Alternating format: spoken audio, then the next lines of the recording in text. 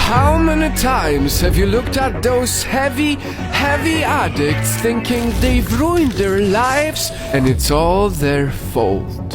I used to think that we know everything about addictions, but what I'm about to show you made me realize that we don't. Heroin. We believe that when you take this drug just a few times, you will become addicted. Your body will need more of it because heroin is addictive by itself. But this is nothing but a popular myth. See, if you go through an accident, you will be sent to a hospital. And in that hospital, to deal with your pain, you will be given a painkiller called diamorphine. Which to my surprise is exactly like heroin, but much cleaner and what should be even more addictive.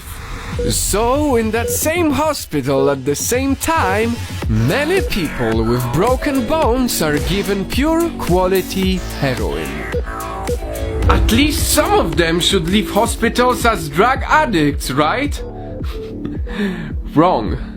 Patients do not become psychologically dependent on drugs because they are taking them to relieve their pain and for no other reason. Truth is, addiction starts all with the reason, not the drug. And here's something to prove it even more.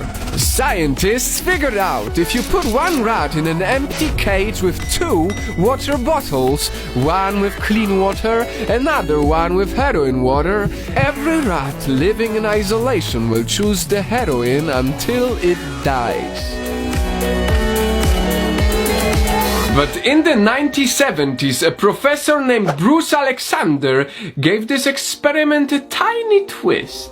Instead of one rat, he used a community of rats. Instead of an empty cage, he built a rat heaven, where rats could have anything they ever wanted. I like this life. And in that cage, just as it was with the lonely rat, they too had the normal water and the heroin water.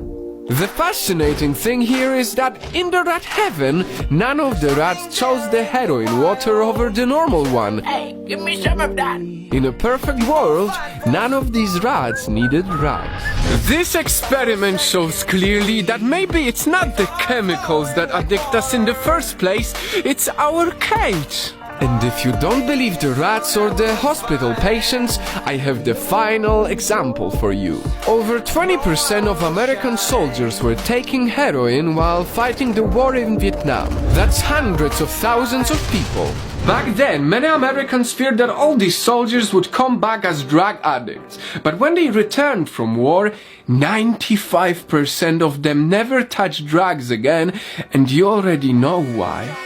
These soldiers were trapped in horrible cages of war, and that is what triggered the addiction, not the chemicals. When they got back home, they simply didn't need it anymore.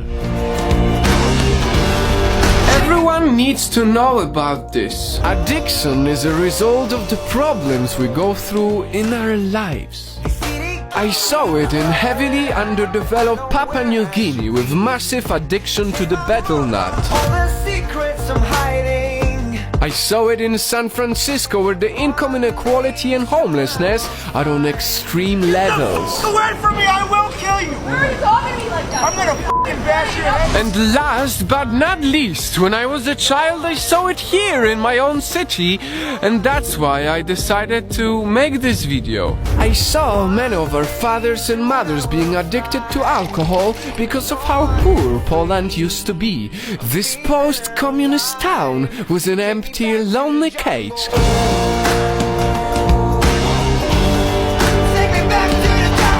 It's about time that we think of addiction differently, because the true opposite to addiction is not sobriety, it's the right community. If our countries are capable of providing us with the right tools to be happy and healthy, we will bond with the right things, and we will feel more connected.